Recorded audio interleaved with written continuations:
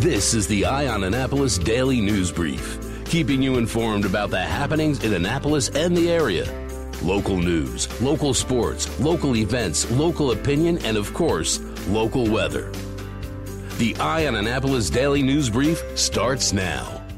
Good morning. It's Thursday, December 12th, 2019. This is John Frenaye, and this is your Eye on Annapolis Daily News Brief. Last night, County Executive Pittman delivered his very first State of the County speech in front of the County Council, as well as plenty of elected leaders, community leaders, and the public gathered in the council chambers at the Arnold Center. In the half-hour address, Pittman focused really on two key themes: restoring trust in government and providing opportunity for all residents. For the first part of the speech, he touted his successes in his first year in office, the increased public engagement he's seen with the town hall meetings that he's had, as well as his support of several bills increasing transparency and accountability for county government. He did say that he was going to provide funding for body-worn cameras for the police officers in the upcoming fiscal year budget. And coming next year, there is going to be a LUN, which stands for Land Use Navigator, which is a new digital tracking system for permits, which will make it easier to track and see where the permit stands for construction. He briefly touched on the general development plan, which is outlining sort of how the community is going to map out Anne Arundel County looking forward for 10 years. That's all going to come to a head in September of 2020. He's also planning to introduce legislation next year sometime to require developers to build a percentage of all their new construction as affordable units. And apparently that's a resurrection of a bill that Senator Pam Beidel, who used to be the county council member at the time, introduced back in 2004. Finally, as he wrapped it up, he said that he was going to make sure that he continues to promote diversity and inclusion in the county and to address the hate bias incidents, which have been pretty much getting out of control. And the first step to doing that is he is going to be updating the county's slogan from the best place to the best place for all.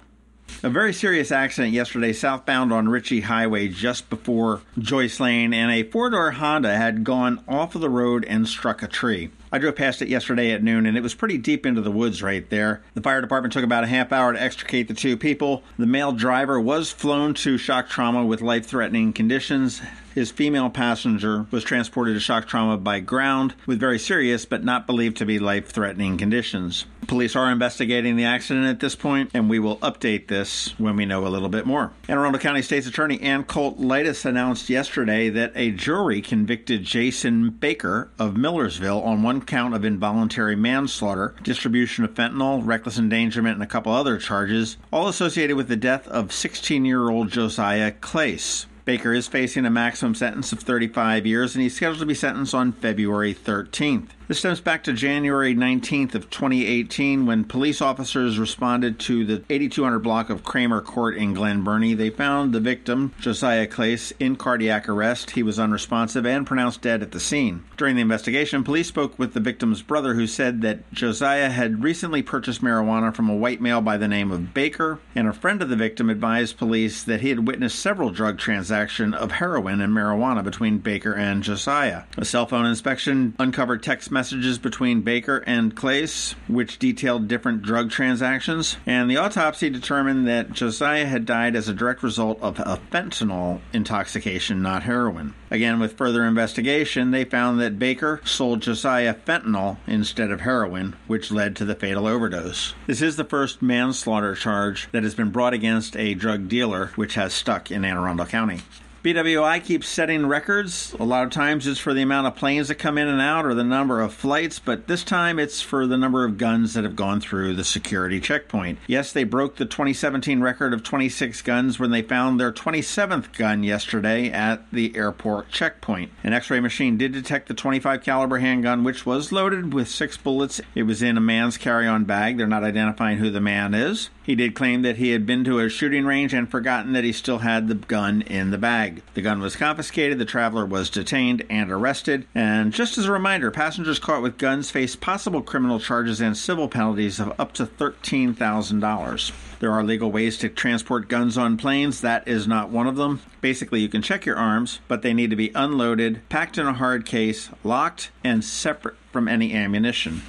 Hey, time is running out to get some of Galway Bay's awesome eggnog. Just so you know, you can pick it up at Brian Boru, Pirates Cove, Killarney House, or Galway Bay on Maryland Avenue. It's available by the bottle, half case, or a case. There are discounts for larger purchases, and you can actually get it at many of the liquor stores in the area. For those that don't know the detail of this, 10 years ago, Galway was selling Irish eggnog, and it was just wonderful for the restaurant. The company that made it for them stopped making it, so Anthony Clark went over to Ireland, like he always does, went to County Cavan, spoke with Terra Liquors, and through quite a bit of sampling, were able to come up with the current recipe. This recipe actually is Irish whiskey, a fine Irish whiskey, I might add, but the real thing that makes it sweet is the blending of real Irish cream as well as vanilla flavoring in just the right proportions. So, if you are in the mood for some eggnog as you come into the holiday season, go get it. And Midnight Madness, which is happening tonight, would be a perfect time to do that. And finally, Chesapeake Family Life is having a contest. It's called the Greater Annapolis Lego Open, and they want to see the creativity of children in designing holiday Lego scenes. It is open from kids ages 6 to 16. The maximum size limitations are 16 by 16 by 16. It has to be original, so it can't be a pre-purchased kit. And you can build your Lego and submit it until the close of business on Tuesday, December 17th. And to find out more information on that, you want to go to ChesapeakeFamily.com/GALO, which probably stands for Greater Annapolis Lego Open.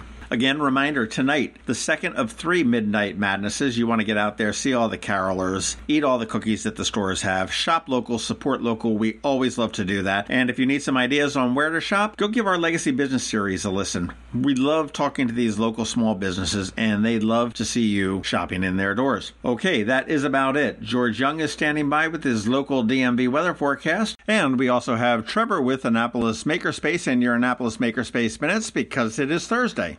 All that in just 1 minute. Hello, friends. This is Brian Griffiths from RedMaryland.com, inviting you to the 2020 RedMaryland.com Leadership Conference, Saturday, January the 11th, 2020, at the Doubletree Hotel in Annapolis.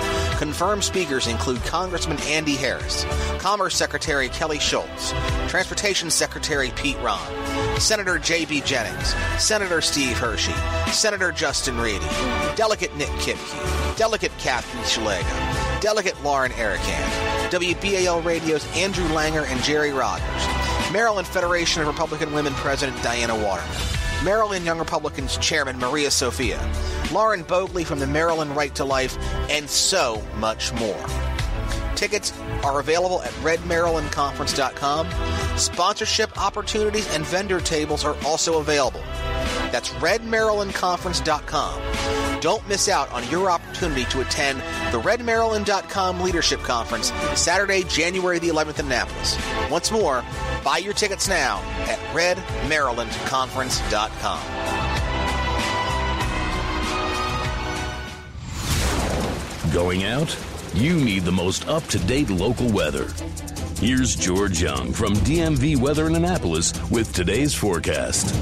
Hey everyone, this is George with DMV Weather, and this is your Eye on Annapolis forecast for Thursday, December 12th. Yesterday brought a nice little wintertime preview with a coating of snow for many, though not all in the Annapolis region. But with that snow came a fresh batch of very cold air, with the end result being this morning's very cold 20s, with highs today only expected to get into the 30s. And while it will warm up a bit tomorrow into the upper 40s to maybe lower 50s, there is more rain on the way as well, with precip expected Friday in the PM hours, possibly starting between 12 and 6 p.m., though it's more likely that steady rain will kick off in the 4 to 10 p.m. time frame, with showers continuing into Saturday, with a chance that they will last into the PM hours as well, though the expectation is for rain to move out of the region sometime between 12 and 6 p.m. Saturday, which will help clear things out for a sunny and seasonably cool Sunday, with highs 45 to 52. And looking ahead to next week, there is more rain on the way, as the overall pattern for the next 2 weeks will likely be a stormy one, with multiple systems potentially impacting the area, with rain and possibly even some snow as well as we get deeper into the month. So fingers crossed, with a slightly realistic chance, even if statistically small, for a potential white Christmas in the Mid-Atlantic region.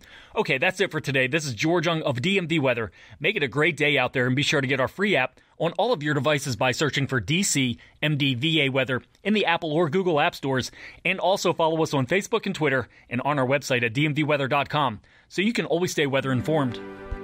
When a ring from the United States Naval Academy comes into Zachary's for a center stone, it always makes us wonder, where's this one going?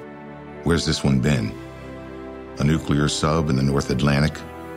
a carrier deck in the South Pacific. The moon? 52 astronauts are Academy graduates, from Iwo Jima to Okinawa, Corregidor to the Coral Sea, Midway to the Persian Gulf, Congress to the White House.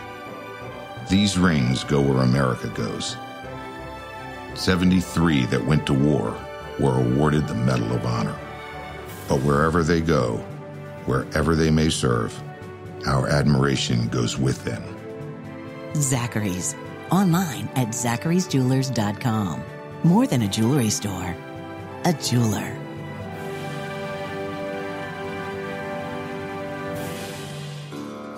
Every week, makers, crafters, and educators hold events all over the area. Highlighting some of those, here's our Maker's Minute, brought to you by Annapolis Makerspace.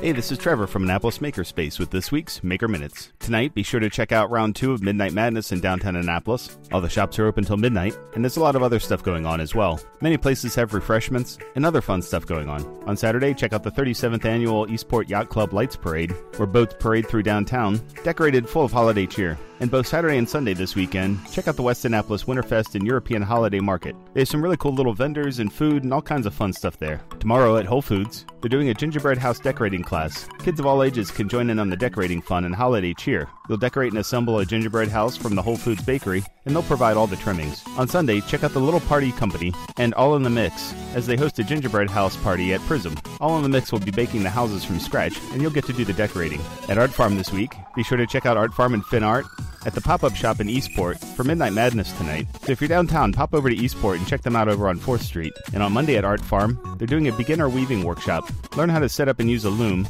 a multitude of basic weaving techniques, how to plan your first project, and experimenting with color and texture, as well as how to clean and finish your project. At Maryland Avenue this week, tonight they're doing a glass fusing menorah workshop. Design and create your own fused glass menorah, use colorful glass to pattern your piece, or use some pre-cut elements to get you started. Then they'll fire the pieces in their kiln. And then on Sunday at Maryland Avenue, they're having a holiday market and open studios. Check out their 5 artists in residence and 2 in-the-house artists when they open their doors to visitors to take tours of their studios and the unique items they sell. At the Anne Arundel County Public Library this week, at the Deal Library, today they're doing both a build and play imagination station with Legos, as well as an hour of code, learning how to code with Ozobots. Then on Tuesday in Deal, they're doing the ice skating STEM story time. Learn about the physics of ice skating with the help of preschool-friendly stories, songs, and science activities. And this week at Discovery's Libraries at the Mall, tomorrow they're doing a Winter Wonderland with a special winter STEM story time and learning how to make fake snow. And then at Discovery's, Monday, Tuesday, and Wednesday, they're doing a holiday build and play session, building holiday-themed things out of Legos. And finally, at Annapolis Makerspace this week,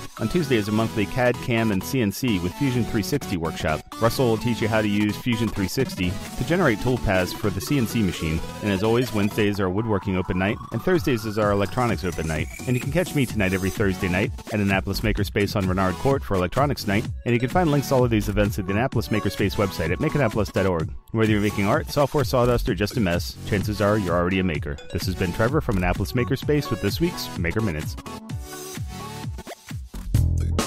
Have you ever been to the Annapolis Mall when it opens for the day? Maybe you've noticed the line of folks waiting to get into the Apple Store. As you may know, I'm a Mac user, and today's episode of the Daily News Brief, in fact, all of the episodes of the Daily News Brief have been produced right here on my Mac computer. What you might not know about is Macmedics.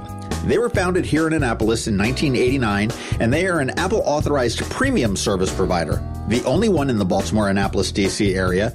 And what that means to you is that they repair all Apple devices, including the iPhone screens and batteries, all without an appointment. And most repairs are done the same day, usually within 2 hours.